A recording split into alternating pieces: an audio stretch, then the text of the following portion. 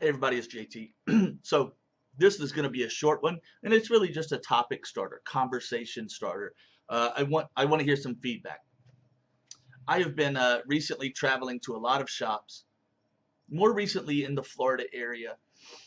I also, for a little while, owned and ran a very small vape shop here in Lakeland, Florida, and I saw a couple things. Um, I'm having trouble formulating a sentence, to kind of start this off or name this video even. But I guess vape shop etiquette dot dot dot question mark would be the way I would title this, maybe.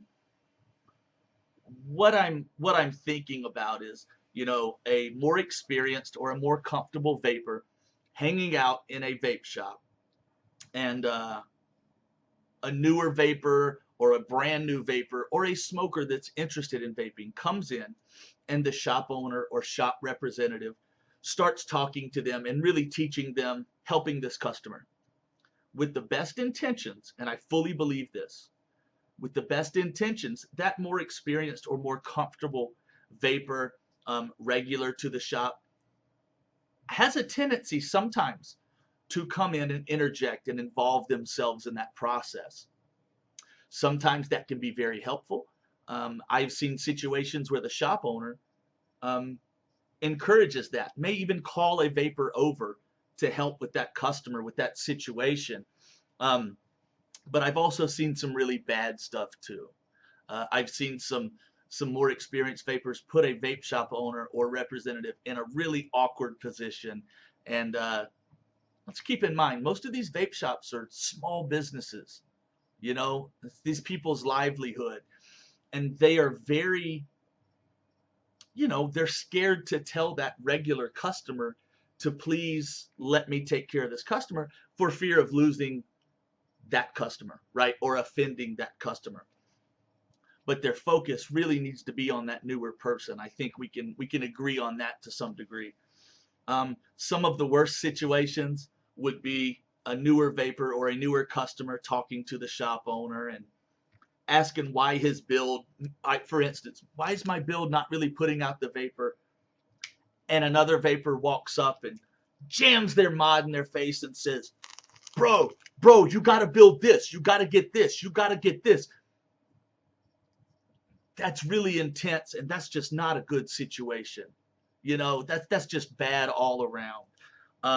Again, that's a very animated worst case scenario, but I've seen it happen, and it makes that newer customer very timid, very intimidating, and very uncomfortable, along with the shop owner. They're dealing with this person. They don't need a third party throwing stuff in, confusing the issue. A lot of these newer customers that are coming in are brand new vapors. They don't know anything. They might have tried a cig-alike at the gas station and then found out there were specialty shops, vape shops that they could go to. They may have come from another shop and had a bad experience, and they're coming to one with a better reputation. They're in an awkward position. They're not comfortable with vape shops and vaping like a lot of us are. They really need that one-on-one time, and they don't need any excuse to just drop it and go back out and buy a pack of cigarettes. We've got to be as welcoming as possible. So that's, I guess, the whole idea is just maybe suggesting to be very careful interjecting your opinion and advice when you're in a vape shop. Obviously, every situation is different. If a shop owner asks for advice, or you think there is a really polite, constructive way to help, you're going to have to feel that situation out. But it makes it very tough on everyone. And that's it. That's all I want to suggest. But at the same time, there's some shops out there not doing the right thing. If you're in a shop and you hear that representative or that shop owner give some downright dangerous or bad advice, the majority of us, we're in a struggle. What do I do? Do I go help them? Because that's bad advice. In an instance like that, I suggest two things. Number one, why are you in that shop? Don't support the shops that have not properly educated themselves on what they're doing. on what they're selling. Number two, help that vapor. That vapor is more important than a misinformed shop owner at that moment. So politely try to keep it as easy as possible, but make sure that vapor leaves with good information. But mainly, if you've got a shop cranking out bad information, don't support them. Vape shop owners and vape representatives, understand what we're doing. If you get into this just for money, there's nothing I can do about that. But if you don't properly educate yourself on what this community and what this industry is really all about, we're going to find out. It's going to show through very quickly, and you're not going to get the support that you need. You know, you're not going to get it.